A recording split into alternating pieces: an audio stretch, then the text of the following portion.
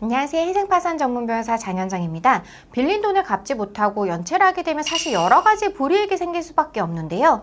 이미 다들 아시겠지만 돈을 연체하면 생기는 불이익은 채무자분들의 재산에 압류나 가압류가 걸릴 수도 있고 신용점수가 떨어질 수도 있는데 대출 연체 기간이 30일을 넘어가면 정식 연체자로 등록이 되잖아요. 그리고 채무 불이행자 명부에 등재될 우려가 있어요.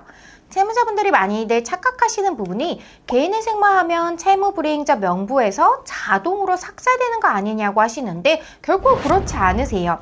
채무불이행자 명부 등재가 되면 이걸 말소를 시키려면 채무를 다 갚아야 하는데 사실 이게 쉽지 않잖아요. 채무를 다 갚을 수 없기 때문에 개인회생들을 하시는 거잖아요. 개인회생을 신청해서 법원을 통해서 정해진 일정한 변제금만 3년의 기간 동안 납부를 하고 법원에 면책신청서를 제출해서 면책을 받은 후에 채무불이행자 명부 등재 말소 신청까지 하셔야지 완료가 되세요. 많은 분들이 채무불이행자 명부 등재가 정확하게 어떤 건지 알지 못하는 경우가 꽤 있으셔서 한번 쉽게 설명을 드려볼게요.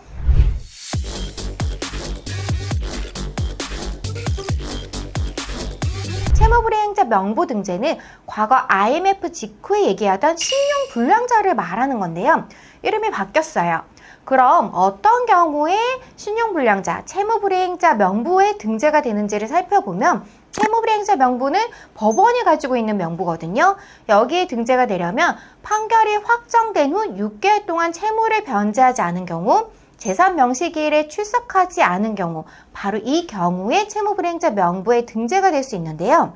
그럼 재산 명시기일에 출석을 안 하는 게 뭔지 궁금하실 텐데 이게 뭐냐면 채권자가 채무자에 대해서 돈을 갚으라는 확정 판결을 가지고 있는데 채권자 입장에서는 채무자의 재산이 무엇이 있는지 알아야지 그 재산에 대해서 자동차든 집이든 뭐든 압류를 걸 수 있잖아요. 그래서 채권자가 채무자한테 어떤 재산이 있는지 잘 모르는 경우에 그런 상황에서 법원에 재산 명시 신청을 할 수 있어요.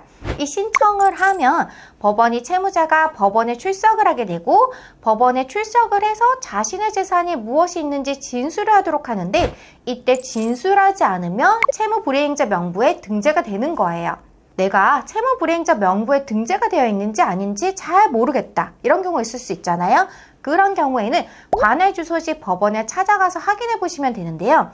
민사집행법 제72조 명부의 비치에서 보면 명부 등재를 한 법원에서 명부를 비치하고 열람 복사가 가능하도록 되어 있어서 열람하고자 하는 채무자의 인적사안 주민등록번호를 알려주면 채무자의 주소가 있는 해당 법원에 채무불이행자 명부 등재가 되어 있는지 확인을 하고 만약 되어 있다면 해당 사건의 사건 번호를 알 수가 있으세요.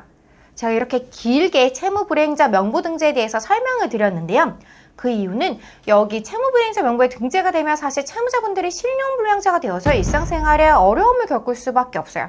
쉽게 설명을 드리면 신용이 박살난다고 보시면 되는 건데요. 채무불이행자 명부에 등재가 되면 기존의 모든 대출이 기한이익 상실이 돼요. 내가 채무자분들이 기존에 대출하고 있던 게 있으면 모든 대출이 기한이익 상실이 되어서 바로 원금 전액을 변제를 하셔야 되세요. 그리고 취업을 할 때도 불이익을 받을 수밖에 없어요. 신용카드 발급이 불가능해져서 신용카드도 못 만들게 되고 대출도 못 받게 되어요. 하지만 동시에 기존 대출을 다 갚아야 되기 때문에 굉장히 어려운 상황에 처할 수밖에 없는 거죠. 개인회생을 하면 채무불이행자 명부 이런 거 그냥 다 삭제가 되는 거 아니냐고 여러 차례 많이들 물어보시거든요, 사실.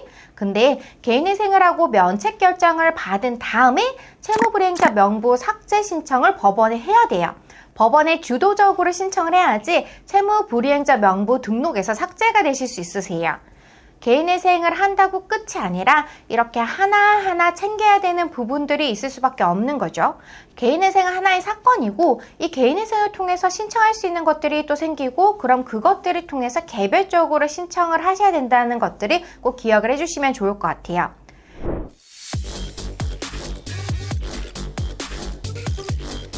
이번 시간에는 채무불이행자 명부 등재된 것을 어떻게 해야지 풀 수 있는지에 대해서 살펴보았는데요. 보다 궁금하신 점이 있으시면 저희 법률사무소에 전화로 문의를 주시거나 댓글을 달아주세요.